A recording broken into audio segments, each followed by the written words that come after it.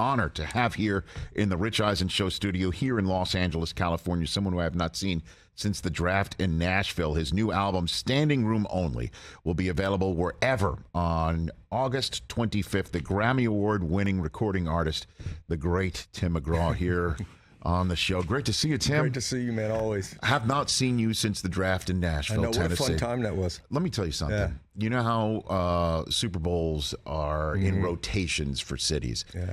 The draft should be in a rotation for Nashville. That was unbelievable. It was crazy how many people were there. I mean, it blew my mind, the people that showed up. Nashville always shows up for big events. And, and they blew it out of the water. I mean, it was one of the most special events I've ever played. And of course, I'm a football nut too, so to be able to be involved in all of that and to be involved in bringing it to the city, it was really one of those things that I'll always remember as a highlight of my career. Yeah, I remember. We're seeing a photograph of you performing. This was after the Friday night, right? The second night of the draft. I think so. The second night of the draft. But the commissioner, I do believe, brought you out. He did with Eddie George, right, to start the whole shooting match. Pretty cool. And then I'm drawing a blank. Coach came out. Yeah, and we threw footballs. No, the Saints coach. Oh, the Saints coach, Sean Payton. Sean Payton came out. Okay, and we threw some footballs in the crowd. I think I went pretty deep on one of them. But just the fact that they made Lower Broadway into a draft hall, where you could just sit there, watch proceedings, and then go into some of the best establishments in the United States of America for food and drink and revelry. And good music. And good music, right, obviously. They have to bring it back. They have to constantly bring it back. I felt like Nashville set the bar a little higher for those things. Yeah. How often do you perform in any of those spots in Nashville, Tim? Or Not used very to? often. I used to. When I started my career down on Lower Broadway in Printers Alley at a place called Skull's Rainbow Room. And I was the house band there for a while. Okay. When I first moved to town. Now, walk me through that. When you were part of the house band. Well, I was the front guy. Okay. For the band and a really good band at the time. In fact, couple of the guys that played in that band played with me for years. In fact, one guy's been with me 31 years now. That started out playing with me there. That's cool. Yeah. And so you would I would just play every night. Almost probably 7 nights a week. Sometimes 6 nights a week. Play, and it was back there, and it was a little seedier than it is now. There was Skull's Rainbow Room, and right next to the Skull's Rainbow Room was the Pink Poodle, which was, you can imagine what kind of establishment that was. Well, that's a dog rescue, right? Yeah. And look, I won't go into detail, but the good thing about it was the dressing room had connecting doors to the Pink Poodle. Fantastic. That was fun times. You've come a long way, Tim. You've come a long way. So what was your big break? When did you get your big break? I made a demo. I'd never been in the studio before, and actually, rest his soul, the guy who played steel guitar in the band there, the house band there, took me into the studio, and I recorded 3 songs. And I went to Curb Records, Mike Curb owned Curb Records, but Mike Borchetta, who oddly enough is the father of Scott Borchetta, who runs my label now, that I'm on a big machine. But I went to his office, and I kept trying to get in the door, kept trying to call, and couldn't get a meeting. So I just showed up one day and walked into his office, and he goes, "Tim, I got to go. I don't have time." I said, "Well, just listen to one song. This was in, I want to say early 91. Okay. Or spring of 91. And I moved to Nashville in 89. And walked in the door. I said, "Well, if you'll listen to one song, then I'll get out of your hair and leave you alone." And he listened to one song, and by the end of the song, he says, "You got a record deal." Come on. Yeah. And so a couple months later, signed a record deal, and then went in the studio and started recording my first album, which I always say went wood.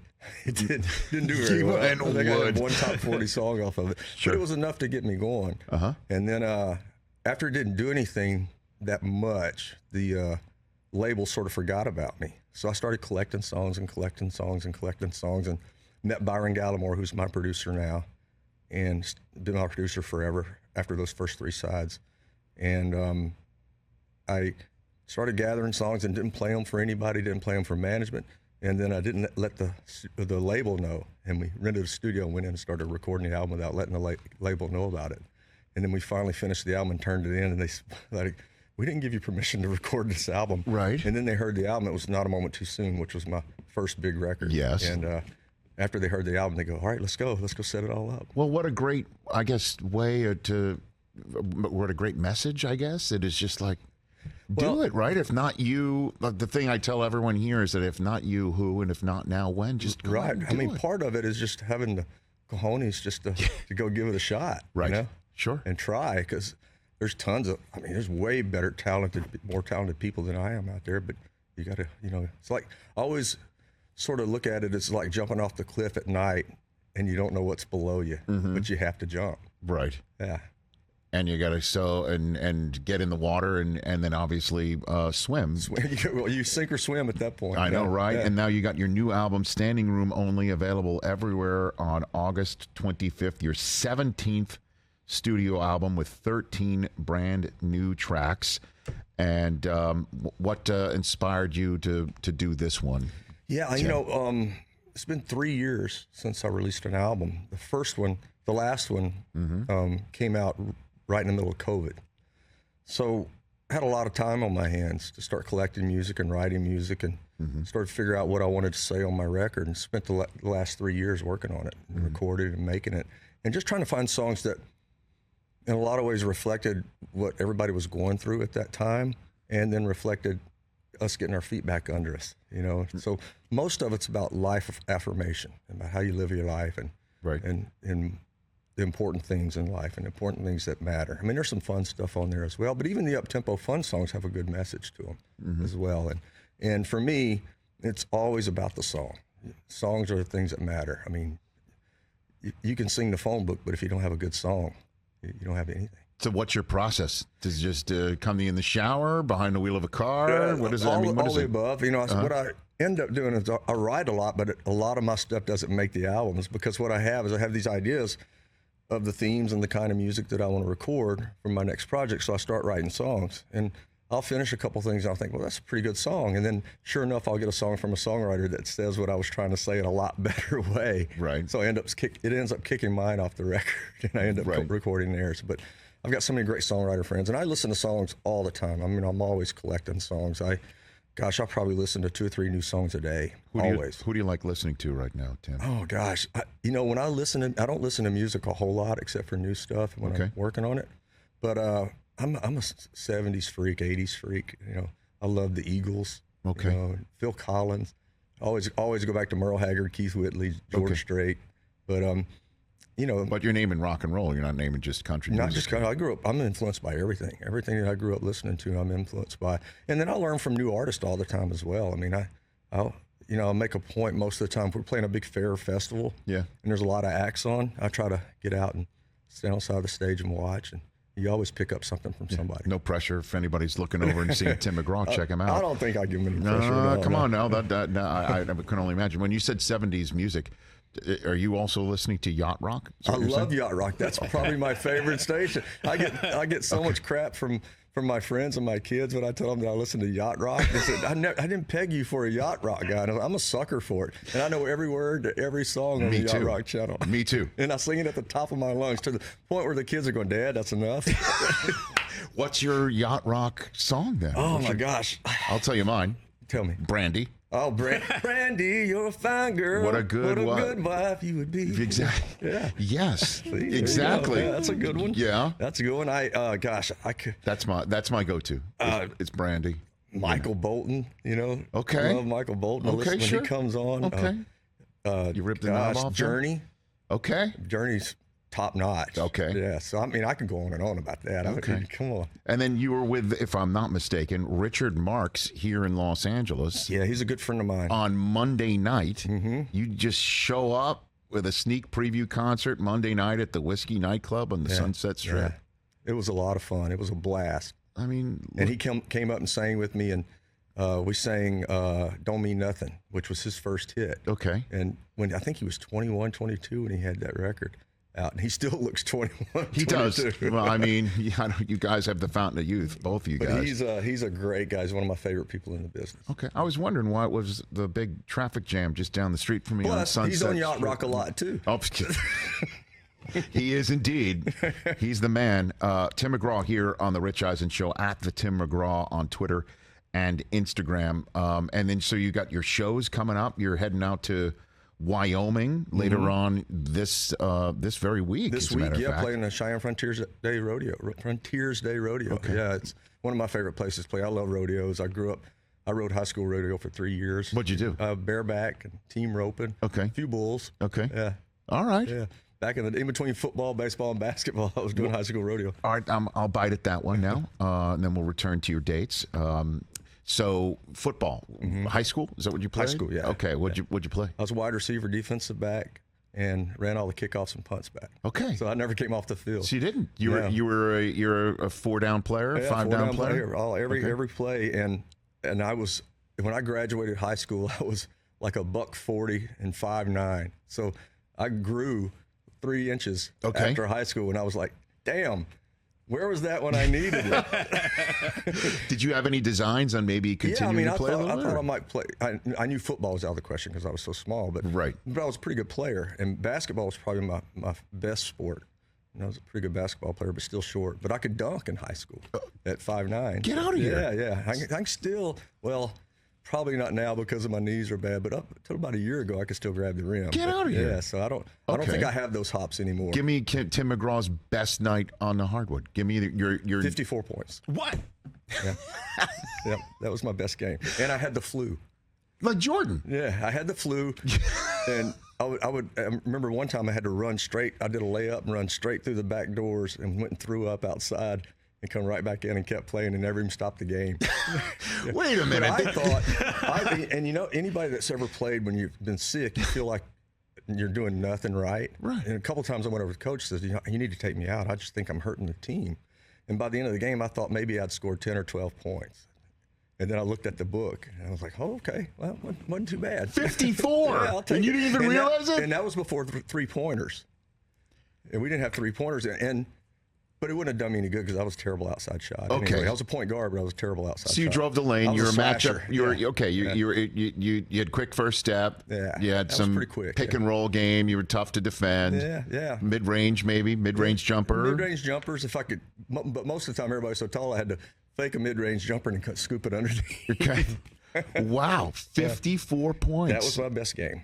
Yeah. Tim McGraw. I know. How about that? Okay, very good. They weren't all that good, but no, hey, but at least you have that. But my average was 27 my senior year. Okay, so who have you? Let's just, if you don't mind, drop a name or two. NFL players that are fans of yours that you've had concerts. Oh my gosh, that you know these guys. They know you. You know them. Brett and I have been friends for years. Favre, you're talking about? Yeah, Brett Favre. We've been Okay. friends for years, since, 30 years. Okay. Yeah. So What about Peyton? What about Mr. Tennessee himself? Peyton, I've hung out with quite a bit. We actually did a show at the Tipitina's in New Orleans one night, an after concert sort of. We called them bread and mortar shows. We'll play a club after a concert sometimes. Okay. And he showed up, and it was right when he first signed his huge bonus, I think, with Indy. Okay. And we have this tip jar, so we will. Any request we would play, and if we play it badly, we won't stop playing it unless you tip us again. So he was asking for a song, and he wanted to give me a tip. And he gave me a $100 bill, and I brought him on stage, and I said, dude, I saw what your contract is. I saw what you just signed, and all this goes to charity, and you're gonna give me $100. So I think he ended up writing me a $10,000 check. On the spot? And he put it in there? He put it in there, yeah. He's good for it. I should have played it badly, so he'd pay me another 10 to stop. That's funny. Man, that is funny. And so I guess which player or athlete that you've met has the chops to maybe do what you do? Oh my gosh, music that you've come across. I can't think of anybody right Okay. off the bat. Well, Mike Reed, of course, who had a big country career and great songwriter. He's written a couple of songs he wrote everywhere for me. So he's fantastic artist. Okay. Yeah. What do you think of the Titans right now? We'll see. Yeah, I mean, that's a good one. We've got some stuff. I think it's just staying healthy and putting it all together. Derrick Henry is a Hall of Famer, I believe. Oh, absolutely. I mean, he's a beast. He is. Can you imagine being a defensive back and him coming at you? No. I mean, I think I would get out of the way. It's called what Deion Sanders taught me a long time ago. It's called a business decision. Yeah, absolutely. He said, if Derrick Henry's coming at you, you need to make a business decision. And usually, I'm going to keep playing no matter what. So, right. Yeah. And he's definitely, he's awesome. Yeah. And Tannehill's coming back, and now DeAndre Hopkins is in their house there. That's so going to be fun to watch. it will be. Yeah, I can't wait to see that. We'll see. We'll see. We'll see is an interesting way of putting that. Yeah. And it's so. But I love them, and I'm rooting for them. Yeah, for sure. Yeah. I mean, and they. I love the coach. I love. Yeah, Rabel's a great guy. Yeah. Have you met him? Oh yeah, absolutely. You met him. Yeah. You met everybody. I try to. You know, okay. I'm such a huge fan. I fan geek out every now and then when I meet some of these guys. That is pretty cool. Yeah. So you are going to Cheyenne, Wyoming, and then North Lawrence, Ohio. We're going to Canada, Springfield, Illinois, back to Canada again, and then you'll be on Good Morning America, the summer concert series in New York City. Go to timmcgraw.com for more dates, and you just keep on crushing it, man. Yeah, we're having fun. You know, start our big tour next year, and first time in arenas in a long time. So we're looking forward to that with a huge production. Okay. So I'm pretty excited about that. Standing room only. Coming up. Having standing room only. Yeah, standing room only is the name of the tour. We'll Fantastic. have Carly Pierce out opening for us, so I'm a big fan of. Okay, and then in the song on your album, Letters from Heaven, you talk about putting hot sauce on a peanut butter and jelly sandwich. Did you really do that? No, I haven't tried that. It just sounded good. It's one of those things? Yeah. Okay. It just sounded good. It sounded like a good line. I just had to ask if you actually did something like that. No, I haven't. Okay. But I'm from Louisiana, so I'll put hot sauce on everything. You so do? It's not above me to try it. Unfortunately, I go in the opposite direction. Now, you don't like the hot stuff? Can't. Oh, come on. Like, you know that show on yes. YouTube where they make people eat hot stuff? I want to do that. I'm sure would be welcome to have you, but you could probably do that standing on your head. No, I'd probably be surprised at how far I wouldn't get. Really? As much as I like hot stuff, I'll probably embarrass myself. I would be hospitalized. Like 2 wings in, I would be hospitalized. But the hot sauce is good for you, though. It's good for your blood. What do you mean? It's good for your circulation. Just to keep your heartbeat going? Yeah. What about your mouth being just totally aflame that you can't use it? I have to talk for a living, you know what I mean? Like well, I got to get back in front of a microphone. I have to sing. I might hurt What an myself. idiot I am. Wait a minute. You're so nice. Like, hey, bro, I've got multiple Grammy Awards. Again, standing room only, available everywhere on August 25th. You are an anytime guest, man. Thank you. I've told you this before. I'm a huge fan of yours. Likewise. Thank you, and everything that you do. And I can't wait to have you back and talk about everything that you do. Yes, I can't wait for that, too. I know, so will everybody here. Again, Grammy Award-winning recording artist Tim McGraw right here. The new album, Standing Room Only, available everywhere on August 25th, right here on The Rich Eisen Show. Catch The Rich Eisen Show every single day on the Roku channel, 12 to 3 Eastern, for free.